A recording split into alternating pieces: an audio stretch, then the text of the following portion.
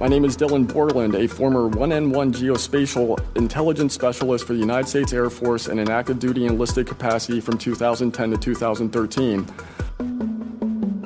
I'm a federal whistleblower, having testified to both the ICIG and ARROW with direct firsthand knowledge of and experience with crafting technologies that are not ours and are reportedly operating without congressional oversight. Because of my direct knowledge of the reality of certain legacy UAP programs, my professional career was deliberately obstructed. During the summer of 2012, my team was on standby for weather and I returned to my barracks on base, and at approximately 0130, I saw an approximately 100-foot equilateral triangle take off from near the NASA hangar on the base. And they counted between 35 and 40 infant and juvenile Bigfoot prints.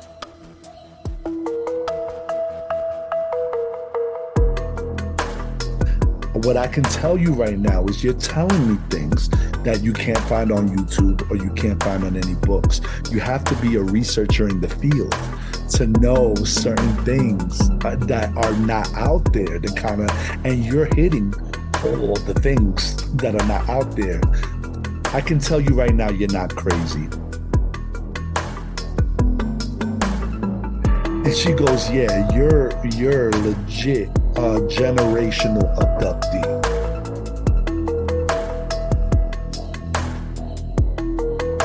In the middle of the woods at the moment. Yes, sir. I'm familiar with the area. What the? What was that, sir? That's not human! That's not human! Sir, are you okay, sir? There's something in the back of my truck! I have confirmed on the record that Robert Bigelow and a trusted colleague from OSAP met with and negotiated with senior executives at Lockheed Martin and hammered out a deal wherein Bigelow's company, Bass, would receive a quantity of unusual material that had been stashed away and protected at a facility in California. That material was not made here.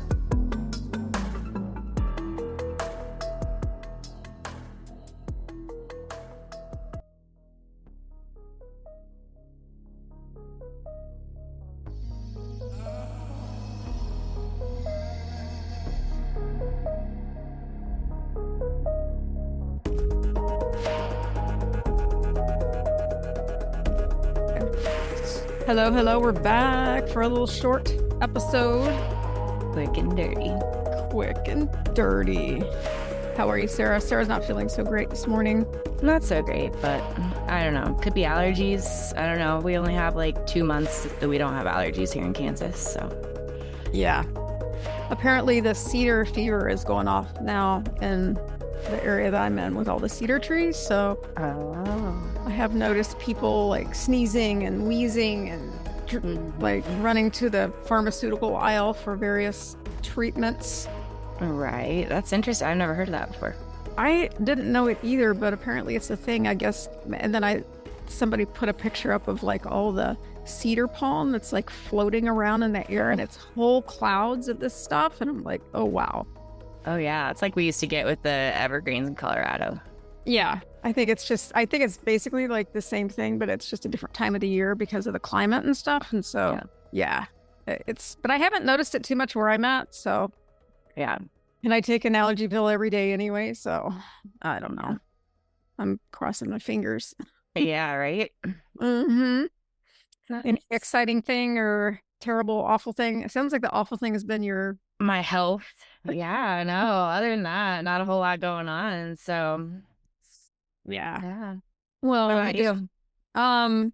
Just cake baking. I decided to do a little birthday cake for my mom, and so I did that last night, and then just finishing up this morning before work, and nice. Just doing a little. It's kind of fun. I don't really want to eat it, but it's fun to decorate cakes. So I've always liked doing that. So any time I get a chance to make one, it's like, oh, I'll do the cake, just because I pretty much like playing with icing and making little things. Yeah, it's a lot of fun. It is fun. Yeah.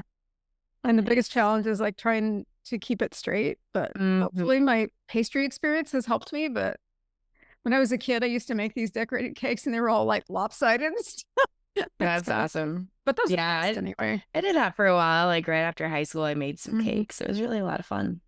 Yeah, I started playing with like pastry bags and flour when I was like a kid. I don't know. My mom must have had like some decorating kit, and I was like, oh, I want to do this, and so I played around with like making flowers and swirls and Nice. twirls and things. Yeah. Yeah, it was fun. Yeah. Nice. But I don't need to eat that crap, man. It's just it all tastes the same. I might eat a Mhm. couple of bites, but I'm trying not to eat like pounds of sugar right now. So Yeah. yeah, but I might have to eat a piece. So Yeah. Pastry work. so anyway, we thought we would jump back into what we were talking about from our topics a few days ago. Because I don't know about you, but I keep diving into the same topic because I keep finding out more and more information. It just kind of is changing and morphing. Mm-hmm. So I think we ended with you talking about the maritime stuff. Do you want to start? And that way you can Sure. continue on to that, and then I'll hit it with my Dogman Yeah. art. Yeah. So I came across a few new ghost ships. Just some different kinds of ones. I don't know words. So and a couple of them are a little bit more recent. So I thought that was kind of fun. So the first one is Nina. It's a 85-year-old staysail schooner that was built in 1928, and it actually took a more recent trip in June of 2013. I say recent, I mean, yeah, recent-ish. They were sailing from New Zealand to Australia. There were 7 crew members on board this ship, and it's really kind of bizarre because they'd reached out to meteorologists in the area with concerns about the weather conditions. They were having 70-mile-an-hour winds and 26-foot high waves. Like, that's not even something I can imagine. And it just seemed like it was pretty obvious that once they stopped responding, what had happened. Well, it was kind of weird because they did a huge search effort, like one of the biggest in that area at the time, and never found anything at all.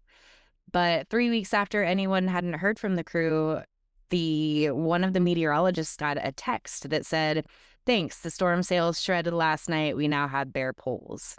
So it was really kind of bizarre. The family of a 19-year-old girl that was on that boat thought that that was a message that maybe she was still alive, that the crew was still alive and the passengers.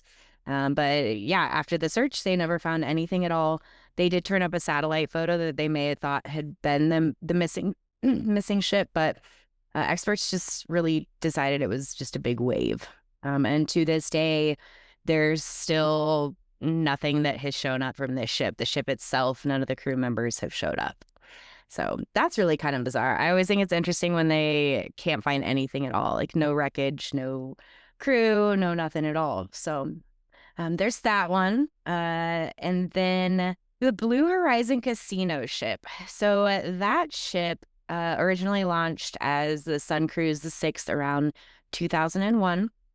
It operated offshore casino cruises from Florida. They just go out into international waters where they could legally gamble and, hang out around the bar and talk about how much money they'd lost and how much money they'd won. And it had a whole lot of engine issues and financial issues. Finally, in about 2016, they did cease operations for it. But now it's just sitting abandoned in a Florida marina. And it's really become quite the source of, like the people who like to explore abandoned things. And so there's a lot of just photos of it. It's really kind of eerie because, there's still money inside this ship, and there are like chips laying scattered across tables. And it's just kind of one of those things that's just stuck in time. So I think that's that's very fascinating. The guy who had the ship, he just ran into so many financial difficulties, tried to register it under his girlfriend at the time's name, but it just never really worked out. So they just docked it and never sent it back out again. So I thought that one was kind of interesting. Like, I don't understand why they wouldn't have either scrapped it or something like that. But yeah, it's just sitting there now, and people that like the abandoned like to go explore it and take pictures. So that's the Blue Horizon. And then the SS Baychimo, it's a little bit older one. It's a 13,000 ton steel cargo steamer. It's built in 1914. It was operated by the Hudson Bays Company and Arctic trade routes. So this one's kind of eerie because in 1931, it got trapped in Arctic ice and was abandoned by the crew. It was a German trading vessel during World War One. And they just abandoned it. But then in early October, they started to kind of take the ship apart. So most of the crew had been picked up by aircraft. A few others were found, had found shelter for the winter, and stayed near the ship that they were trying to disassemble. And then in November, a blizzard struck the area where the ship was, and the remaining crew members, they just kind of all assumed that it sank. But then a week later, local trappers spotted the ship about 70 miles from where the crew was sheltered. So it hadn't sunk at all. They weren't able to board it because of just the ice in the area. But I thought that one was just super fascinating because it disappeared and reappeared.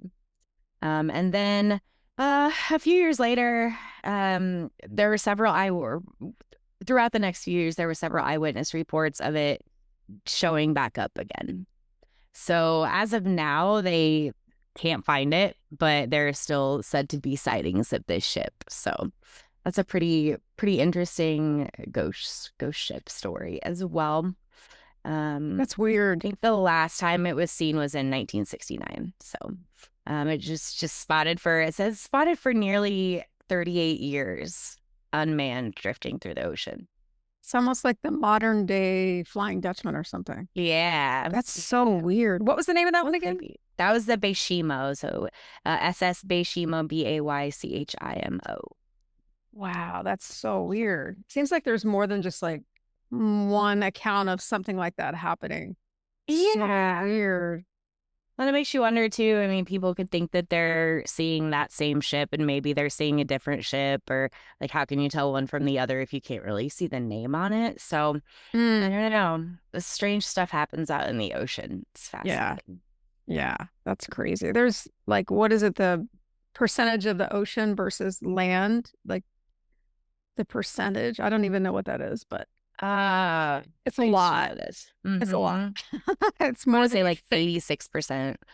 And we've only explored 6% of our oceans. Oh my gosh. That puts it in perspective. Yeah. It's a lot of stuff floating around out there that we don't know about. Crazy. Mysterious. And then one of my favorite ones, I think this one really stuck out to me, the SS Valencia, like the orange. It was an iron-hulled passenger steamer launched in 1882. It did run aground near Vancouver Island in 1906. This one was kind of creepy because this ship, there were a lot of people on it and a lot of people perished in this accident. It was journeying between San Francisco and Seattle in January of 1906. It had 108 passengers and 65 crew members. Hit a patch of bad weather near Cape Mendocino, and the crewmen were really just unable to pinpoint their location, which essentially caused them not to know where they could go, and the ship drifted into a reef on the night of January 22nd. So when it came into contact with this reef, the impact ripped through its hull, filling the whole reef with water. So what was really kind of bizarre is that the captain ordered the crewmen to lower the lifeboats, but didn't give instructions to abandon ship. So it's just like the panic and confusion. The people began to board the lifeboats anyway. And since they weren't being properly manned, most of the people ended up drowning. So of all of the 3 ships that were properly set out from the boat, 1 disappeared and the other 2 capsized. So a number of the members were able to safely evacuate, but only 37 people survived. So I thought this one was kind of cool because, according to legend, local fishermen report seeing the one missing lifeboat being rowed by skeletons in the years following the disaster. And then similar stories say that they'll see the ship itself with the deck manned by skeletons. So super spooky. I like it. I dig it. Yeah, that's so cool. You know, I was just listening to Kevin Killen's episode that I released this morning about ghosts. And I think that's very timely that we're talking about ghostly ships because it makes me just wonder, because he and I were talking about like the energy surrounding like historical stuff. And it just makes me wonder about how much energy the ocean has. And so maybe it's kind of a magnet for all of these ghostly occurrences that keep happening, or like sightings, which is another way to think about it. Yeah, this is a massively deep subject, and it really is. It's pretty cool. Like the more you found, it's like, wow, this is so cool. And I didn't even realize when I went into it, I was just thinking like, because I started, I think, with just the Bermuda Triangle, and then from there it just kind of exploded, and I kept coming across all these different stories of all these ships, and this is just scratching the surface, you know, like it barely even, you know, covers in, you know, a 20th of the ships that have been lost at sea or that are said to be ghost ships. But I just find it so fascinating because there's so much out there that we don't know about. This could be a book. I'm just gonna say that. Totally. This could be a book. This could be your thing. This is really fascinating. There's so much. Very fascinating. And I don't think it's a topic that a lot of people have written about. No. No, I mean, there are a lot of articles about it. I found quite a few articles just Googling through things. Reader's Digest had a really cool article. And then History Channel has a whole bunch of articles.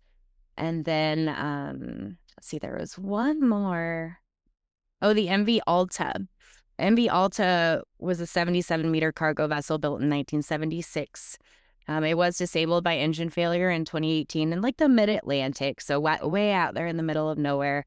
The Coast Guard was able to get to the crew, but the ship was just left to drift. It drifted for 18 months and then ended up washing ashore in Ireland in February of 2020. And this ship is actually still there, still crashing up against the Ireland coastline. It is actually broken in half at this point, but that's one that it attracted a lot of your urban explorers and a lot of that kind of thing. But it's all rusty now and broken in half. And the Ireland coast is so rocky, so it's just kind of out there crashing into the coast. What's the name of that one again? MV Alta, ALTA. Okay. I'm trying to write all these down so I can find to put them in the notes. Yeah, or pictures. Ooh, this is gonna be so many pictures. Yeah. It's gonna be cool. And I can get together some pictures and stuff and make us up a nice little story. So yeah, maybe we could post them like kind of in a post. Yeah, that'd be cool. Yeah, with the names and like just some hot tips on fun facts on all the ghosty ships. This is so cool. Yeah, and I've got PDFs of all this stuff, so I can get that all put together into like a little flip book for us. So I love it. Yeah, that's so cool. So that was this week's exploration of ships. Yeah, what a fascinating topic. It kind of fills the boxes of history, paranormal, missing persons, maybe even crime. Like who knows? Maybe. Yeah, exploration. A couple I came across that were actually pretty spooky. One of them, and I can't remember which one it was. I'd have to find it, but the ship was abandoned. There was no cargo, nothing on it. And what they've eventually found out was that there was this sailor in Indonesia who admitted to basically becoming friends with some pirates, and they ended up killing the captain and stealing the cargo. And he was arrested for that later, but I'll have to find which one that was. But yeah, definitely you've got your crime, your paranormal, piracy, abandoned ships. It checks a lot of boxes. Exploration's gone wrong. Like, let's go up into the Arctic with a boat in the middle of January. Like, nothing great can happen with that. Who does? Apparently, well, they had like those icebreaker ships, and then they quickly realized that maybe even that's not a great idea. Those things are crazy looking. You got polar bears attacking sailors and all kinds. I mean, because I think that happened too with one of those ships. Like they got attacked by polar bears, and oh my gosh, yeah. Oh, why did I? Oh, awful. These things are giant. Yeah. Oh man. Well, maybe it's a stuffed animal, but maybe not. If they're so dangerous, why give them such cute ears? They do have cute ears. Yeah, they are adorable. I think, aren't grizzly bears like kind of a, oh, you know what they have figured out? I think there's crossings between grizzly bears and polar bears. Oh. I think they have figured out like a hybrid, but I don't know where. Probably like Alaska, I would think. Yeah. Or maybe, I don't know. Alaska would make sense. Yeah, that's crazy. Or maybe, I don't know much about polar bears. Let's find out about polar bears. Yeah. Why not? Yeah. Well, mine is more, so this topic that I started on Dogman has gone in so many different directions. It's still kind of a fire hose, so I apologize, but I kind of went down a different path. I wanted to know more about the historical archetypes and variants of where this comes up most, and I think this might even end up being a 4-part thing, because the more I find out, I'm finding out more information about where Dogman, the pop, I kind of want to call it like a pop culture thing, because it has strayed from like urban myth, and then there's some crossing over between this thing and all the sightings and everything, and it's almost borrowing things from indigenous culture that are cultural appropriation, and then it's crossing back over into Christianity, and it's starting to evolve into this exploration of what's really happening with this tale of myth. And so what I wanted to find out this time was more about the indigenous culture and how the Skinwalker has been crossed over with the Dogman or the werewolf or that sort of thing. Like, how did this come about? And this may take a while to figure out, but I think I started to see a little bit of information this time. So nice. This one is going to go kind of into indigenous oral history. And then we're going to touch a little bit on the whole Skinwalker thing and how it's being confused. It's almost being borrowed, like cultural appropriation by, I don't even know what to call this, but it's weird. But I think it's like the game of telephone, where you say one thing and then somebody repeats it, but then they borrow things from other things, and then it just becomes this whole other thing. I don't. Twilight is popping into my mind over. This. Yeah. So I think to understand the confusion on this is to first understand the cultural significance of shape-shifting and the Skinwalker and what it really is. But okay, so that's kind of like the broad thing of where I'm going with this right now. But I'm going to touch back a little bit on what I started to talk about. So I started talking about that there are these, I called them archetypes last time, but I think I want to clarify what an archetype is and what a variant is. And so we've heard, I think it was Carl Jung that came up with the archetype, but I could be wrong with that. But archetypes are actually like characters, but they're broad characters. In literature, like you have like a hero, you have a protagonist, and I'm looking this up right now. So it was Carl Jung. He coined the term archetype in 1919 essay, Instinct in the Unconscious. So he used the term to refer to concepts that all people seem familiar with, dubbing them the collective unconscious. And then this was also repeated by another literary critic named Northrop Frye. So basically you have the hero, you have the anti-hero, which is similar to hero, but they protect other people, right? But they have like virtuous qualities. Okay. Then you have the trickster, and this is an archetype that definitely pops up in lore and myth and even in cryptozoology, like Dogman. You have the innocent character, also known as like the victim. Then you have like situational archetypes. But all of these come up in literature, like for writers, right? So the difference of what I'm finding is that when we're talking about Dogman, we're talking about variants, not necessarily like archetypes. So the variants that you could see, what I figured out is there's about four different ones. So there's the mythic, paranormal, zoological kind that you see in literature, and this might touch into native traditions. There's the paranormal portal version that somehow exists beyond the physical plane. There's like the cryptid Bigfoot confusion, like in cryptozoology, this is kind of a variant where people are thinking that it might really be a Bigfoot, but they're calling it a Dogman. There's just a lot of crossover, like nobody knows what it really, but they're calling it a physical being, right? And then there's like a local legend, and this one is tied specifically to local areas, like the Beast of Bray Road, the one that keeps popping up like in the Midwest. There's a bunch of these up in the Midwest, like Minnesota, Wisconsin, like kind of in the northern Midwest. And so that one's just very regional, and those stories and those tales are specifically tied to certain areas.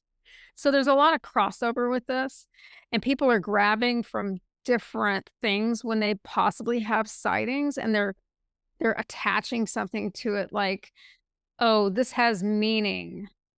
This is like, this reminds me of like a native tradition, and so they're kind of like, there's just a lot of confusion. So what I thought would really be helpful is to talk specifically about the Skinwalker. So as I kind of mentioned last time, so the term Skinwalker originates in the Navajo or Dene cosmology, and it's known as Yi, and I cannot pronounce this, Nadlushi. And it's a term that's often translated loosely as "with it, he goes on all fours." And historically, it's not a cryptid and it's not a monster, but it's a specific kind of human practitioner of witchcraft, harmful witchcraft. And the person that goes into this witchcraft is really, they are having rituals or ceremonies or whatever, and they're going against cultural norms and mores and rules. And so they're rule breakers, right? And and so the Navajo, they view the Skinwalker as not something that should be talked about because they don't want to invite this sort of negative energy into their life or their family. It's considered very taboo to talk about it. And so as you can imagine, with all of it being talked about in the public, they're probably pretty upset that we're talking about it and kind of shaking their heads like, you don't know what you're messing with. You're going to invite this thing into your family or your energy, and you shouldn't be talking about this, right? So there's that side. But a little bit about that is, so in the Navajo belief, the world is governed by Hosho, and I'm not sure if I'm pronouncing that right, but it's a concept encompassing balance, harmony, beauty, and right relationship. And so the Skinwalker exists as an anti-Hosho, almost like not really an anti-hero, but and not necessarily an antagonist, but it's more of a warning against breaking rules that exist to protect your values and your systems, and it's like you're diving into things that are going to disrupt safety, right? And so it requires or basically like you're breaking sacred laws, I think is what they're trying to say. So if someone messes with this witchcraft, they are committing acts that sever your ties one's ties to community and spiritual order. And so, again, they don't want to talk about it. It's similar to like the evil eye or the jinn in Middle Eastern culture. It invites imbalance or harm. It can invite imbalance or harm into the community or to the family or individually. And then this article also said that historically, stories of skinwalkers function less as entertainment and more as social or moral boundary setting narratives. They reinforce rules around ethical behavior, respect for ceremony, and the dangers of power sought for selfish or destructive ends. So it's mostly not really about transformation, but it's about the consequences of choosing power over harmony. And then this article also went on to say that it's important to know that shapeshifting itself is not inherently evil in indigenous traditions. Many native cultures include animal transformation in ceremonial, mythic, or spiritual contexts. And what distinguishes the Skinwalker and Navajo belief is that it's not the act of transformation, but it's intent, it's secrecy behind the rituals that they use, and it's a violation of sacred law. So it's definitely like, don't mess with this, like, and they don't even really want to talk about it. So if you can imagine the cultural appropriation that's going on with that, it's pretty bad. So I just wanted to call attention to that because, Caucasians like to culturally appropriate things, and we do that for profit or gain, and we don't really. Yeah, I just think awareness about this kind of thing is the most important thing with this that I wanted to say. So, and there's definitely like a crossover of this with the like with Skinwalker Ranch and UAP sightings, and they've even mentioned saying like, oh, maybe it was a Skinwalker, and there's a lot of people who have sightings of something that they're seeing, and they're saying maybe it was a Skinwalker, so we don't know for sure. We don't know, but to call it just a cryptid is not correct either. So maybe we don't know what it is. Maybe we're not supposed to know. But the First Nations people, like, they basically say is like, don't mess with this. Just don't mess with it. Which makes sense. Yeah, for sure. So that was really interesting. But there's also other indigenous cultures that have shape-shifting in their tropes, in their legends, in their histories, and their oral stories and traditions or whatever.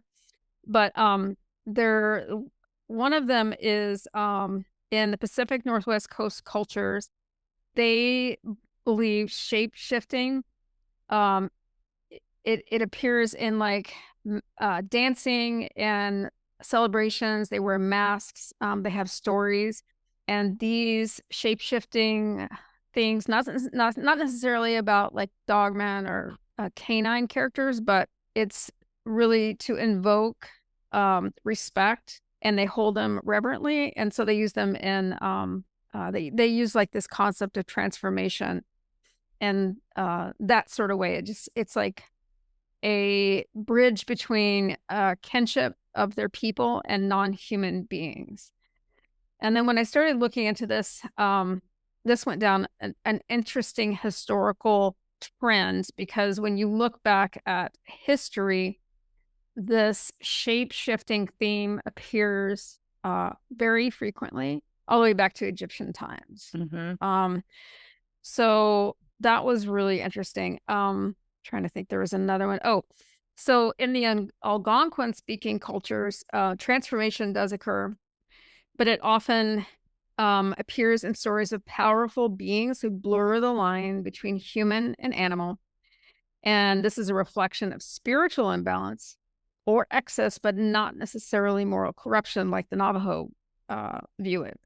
So then they bring in figures like the Wendigo, which we've heard about. They are not skinwalkers, but their religious role is quite different. So the Wendigo is not a witch who chooses evil, but a being, and this is important, it's a being. It's born from starvation, greed, and ecological collapse. So this one is very much tied to the environment. And I didn't really research that as far as if there's like more sightings now that we have a lot of ecological trauma being put on the earth. But this one's an interesting thing because you do hear about the Wendigo, but it's definitely confused a lot by non-native people trying to explain it. So, and then the Southwestern Pueblo have their own shape-shifting stories. A lot theirs is interesting, tied to a ceremonial clown figure or spirit being that inverts norms to teach balance through contrast. So these beings are not feared like the Skinwalker, but they exist within ceremonial context. Let's see, what else did I find out? A lot of them are not necessarily religious, but they are definitely sacred. I would say they're tied in with the ancestry. A lot of the stories of shapeshifting is very instructional. So it would be like, we're telling you this story, this history through this lens of shapeshifting to teach you something about how to treat your family, how to get along in your culture and your community. So it's kind of like a tool that's being used and has been used throughout history. So I just thought that was really interesting. And one thing that did pop up was that they said that shapeshifters are often viewed as bridges. This I got to read this quote to you. This is fascinating. Indigenous scholars and elders object to the modern cryptid framing of skinwalkers as just another monster. Doing so collapses a deeply specific religious concept into a generic paranormal trope and erases the ethical and cosmological distinctions that give it meaning. In indigenous traditions broadly, shapeshifters are often bridges. The Skinwalker is a rupture. When I read that, I'm like, wow, that explains a lot right there. And then this is another kind of backup point to that, and then I'll wind this down. But it's saying that Dogman style narratives, not as ancient monsters resurfacing, but as modern storytelling, grafting fear onto misunderstood spiritual frameworks, and that kind of goes into like cultural appropriation, basically. This opens a more nuanced discussion about how contemporary paranormal culture borrows sacred language while stripping it of its original religious gravity. So I think that's kind of where I wanted to end this. I could just keep going on and on. And that's what I'm saying. Like, I think I'm just going to keep on with this because it's really fascinating. I did do a dive into the Salish people, the coastal Salish people, the interior Salish people. And then we went, and then I have information on psychopumps, which I would like to share next time, because this goes into like Greek history, Norse, Mesoamerican, Egyptian, and how these psychopumps might be connected to how people are viewing Dogman and Skinwalkers in the current modern narrative. And so I think that is kind of really important to understand how this confusion that keeps getting repeated might be continuing to happen. And so just really quickly, a psychopump, because I have heard that a million times, but I didn't know what it was. So I kind of like looked it up a little bit. And it's basically a transporter being or entity.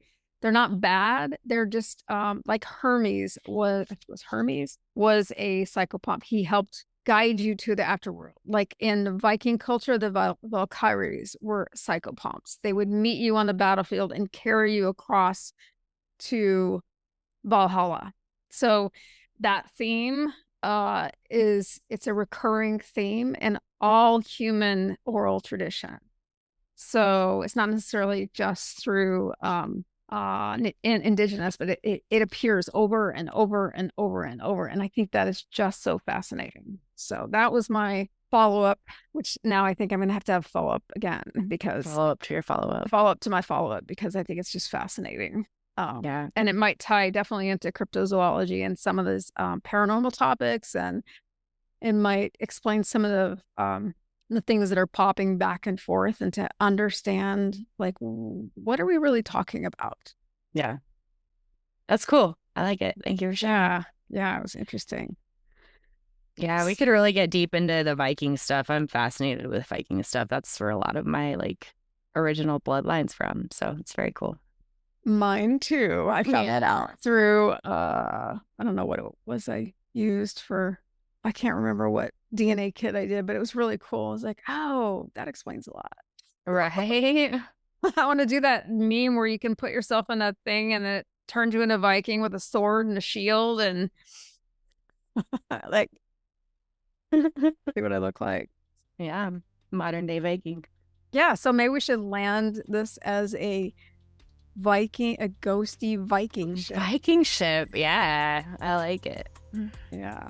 I think you might have to change your backdrop to have like Vikings hanging off. All women, of course. All warrior women. Of course. Hanging off the battleship. With like furs and. Ooh. We have to have dragons too. Oh, yeah. I gotta have a dragon. Absolutely. There be dragons. Bye. All right, we're gonna land the Viking dragon ship. Dragon ship. Let's do it. All right. Thanks, everybody. Have a fantastic week. Later. Thanks, everybody.